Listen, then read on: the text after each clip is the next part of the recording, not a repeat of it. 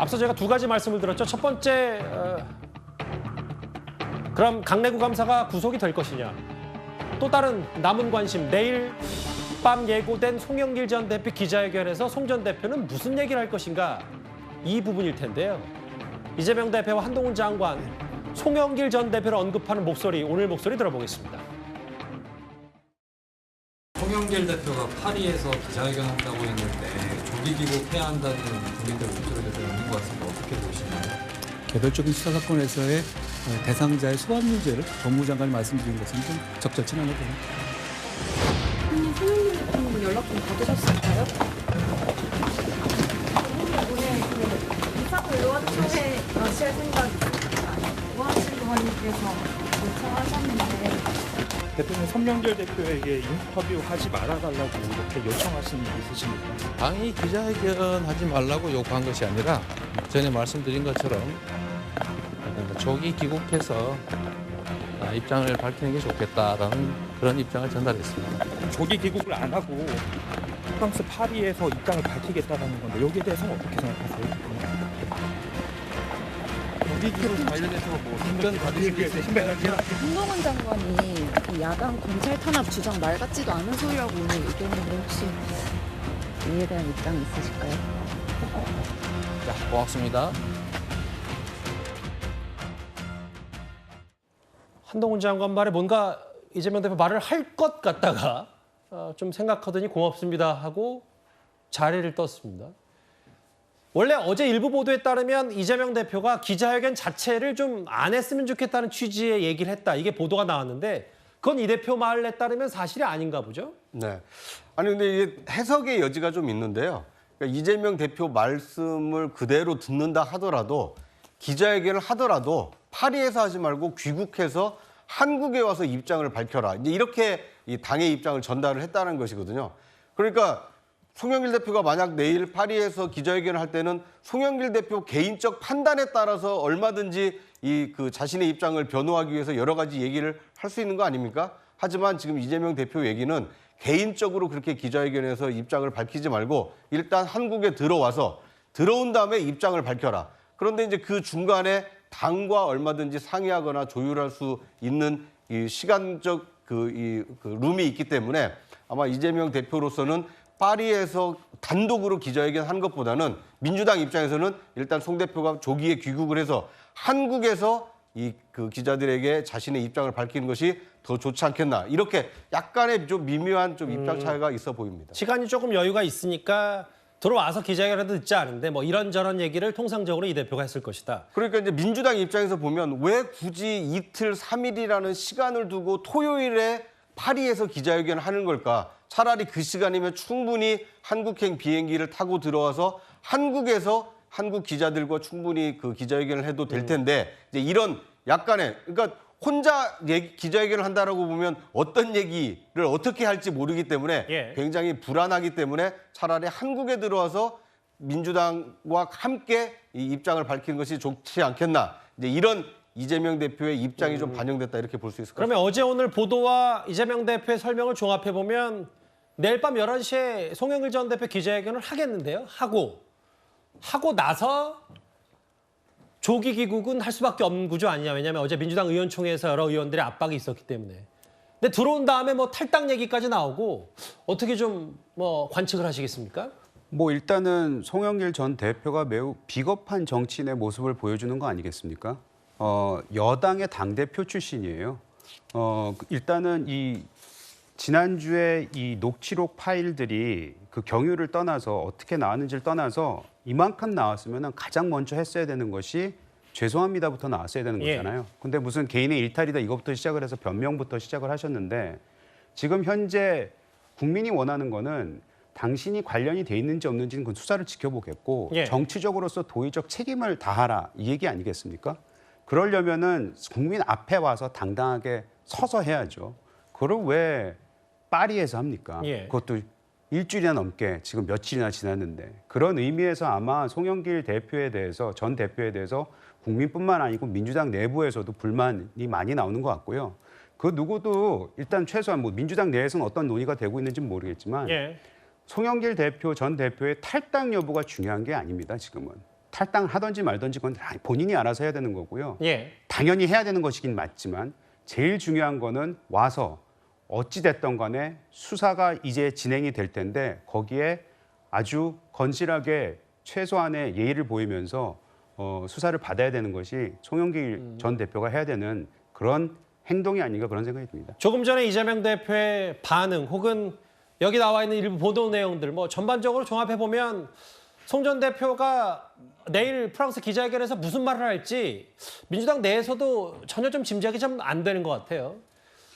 당과 상의한 다음에 입장 밝히는 거 어떠냐 했는데 일단 뭐 기자회견을 한다고 했고 조율 안 된 메시지가 나올 수 있을지 지금 모두 민주당에서는 송 전 대표 입만 바라볼 수밖에 없는 상황입니다. 그런데요, 오늘 아침에 송영길 전 대표의 40년 지기 운동권 친구인 우상호 의원이 한 라디오 방송에서 이런 말을 했습니다.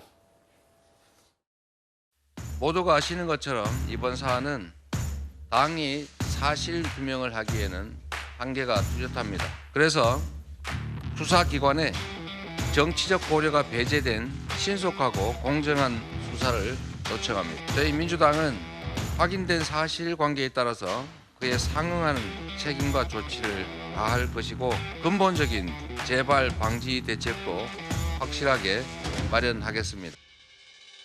송영길 대표를 교육하라고 요구하는 것은 당이 조사할 수 없기 때문에 본인이 와서 당에 보고해달라 이런 취지이기 때문에 그걸 거절하기는 굉장히 어렵죠. 아니, 진상조사를 위해서 교육하라는 것이지 왜 교육하라고 합니까? 당 구성원의 잘못이 확인되고 나서 사고 조치를 취해야지 큰 소리가 난다고 그래서 다 무조건 나가라 하는 것은 정당이 해야 할 태도는 아닙니다. 예. 이현정 의원님, 네. 듣기에 따라서는 우상호 의원이 송영길 전 대표 스스로 그러니까 셀프 조사를 먼저 해야 된다 이 말인 겁니까? 근데요, 지금 이미 이게 형사 사건에 대해서 수사가 되고 있는데, 아마 주요한 그 핵심 인물인 송영길 전 대표가 와서 어떻게 조사를 한다는 거죠? 그러니까 이게 어떤 면에서 보면 말 맞추기 조사일 수밖에 없습니다. 왜냐, 다 당사자들인데 이 당사자들이 수사 대신에 본인들이 셀프 조사를 한다면 이건 서로 간에 말을 맞추는 거죠. 내 그거 안 줬지. 이거 안 줬다고 이야기를 하자. 이런 방식으로 하는 거지. 조사는요, 제3자가 하는 게 조사입니다. 이 사람들은 조사 대상이에요. 조사 대상이 어떻게 스스로 조사를 하겠습니까? 이제 말이 안 되는 거고. 그리고 제가 듣기로는 아마 송영길 대표 측과 대표와 이제 통화를 했던 그 송영길 대표 측근들의 이야기에 따르면 예. 송 대표가 그런 이야기를 했다고 그래요. 주변에서 이정근 씨를 오래전부터 좀 멀리해라라는 조언들이 있었다고 합니다. 예. 근데 송영길 전 대표가 계속 있으면서 예전에 네 말을 들을 걸 내가 정말 잘못한 것 같다라는 이야기를 했고, 특히 이재명 대표가 갑작스럽게 전화 와서 들어와라, 그다음에 기자회견 한 거에 대해서 굉장히 좀 배신감을 많이 느낀다고 그래요. 왜냐하면 그 이야기가 사실상 퇴로를 다 막아버린 거죠. 예. 그러니까 뭔가 지금 이 송영길 전 대표 같은 경우는 뭔가 본인이 뭔가 이 상황을 좀 보고서 뭔가 판단할 수 있는 대응책을 만들어야 되는데 딱 그 다음날 그냥 통화했다 들어와라 라고 이야기를 해버리니까, 당에서도 의원총회로서 해버리니까, 아니 당대표까지 한 사람인데 어떻게 당대표 한 사람까지 의원총회에서 바로 들어라, 누가 가서 데리고 오자, 이런 식으로 이야기를 하는가. 그거에 대한 본인의 분노감이 상당히 있다는 겁니다. 이재명 대표에 대한 섭섭함이 있는 것 같고, 예. 그래서 지금 당이 이재명 대표도 그렇고 들어와서 하라는 이유가 예. 이게 지금 내용이 어떻게 될지 지금 잘 모르겠다는 거예요. 송영길 전 대표가 무슨 말을 할지. 그렇죠. 왜냐하면 지금 이재명 대표는 송영길 전 대표와 이 관계가 많습니다. 지역구도 넘겨줬죠. 본인의 대선 후보 할 때 결정적인 역할을 했죠. 그러면 본인이 충분히 이재명 대표 한 게 있는데 이재명 대표는 나한테 연락해서 들어오세요. 그럼 들어오는 이야기 뭡니까? 결국 탈당하고 당신 책임지라는 이야기거든요. 예. 이제 그런 측면에서 아마 송 전 대표의 지금 심정이 굉장히 아마 복잡하게 전개되는 것 같다는 게 송영길 전 대표 측근들의 전언입니다. 그러니까 이현정 의원 본인 취재, 이현정 의원 개인적인 취재 결과에 따르면 예전에 뭐 재작년쯤이진 하여튼 뭐 3, 4년 전부터 측근들, 송 전 대표 측근들이 이정근 전 사무총장 너무 가까이 두지 말라라고 조언했는데 그 조언을 그때는 안 들었고 송 전 대표가 지금 와서 돌이켜 생각해보니 그때 그 다른 측근들의 조언을 좀 들었어야 되는데 라는 후회, 그리고 이재명 대표와 당에 대한 섭섭함 뭐 이런 게 있었다. 네. 최근 취재 결과 이랬단 말이죠. 잠깐 송영길 전 대표와 우상호 의원의 여러 인연, 사진들이 좀 먼저 지나갔었는데 두 사람은 떼려야 뗄 수 없는 사이입니다. 저희가 준비한 화면이 있습니다.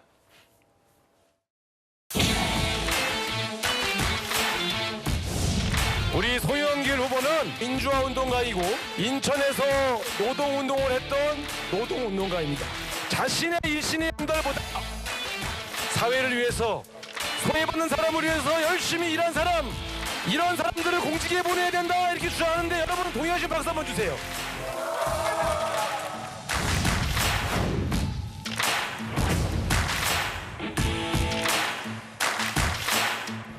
국민권익위원회 174명 국회의원 부동산 거래에 관한 전수조사를 맡겼습니다.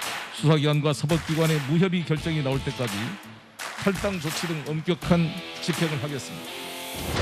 정치인에게 출당이라는 것은 엄청난 형벌인데 굉장히 큰 징계 아니겠습니까? 본인의 소명을 받지 않고 이렇게 결정할 수가 있는가?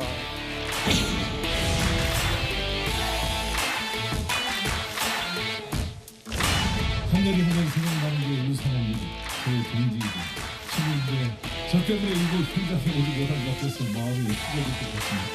판결의 국민장을 준비하던 때가 벌써 34년이 되었습니다.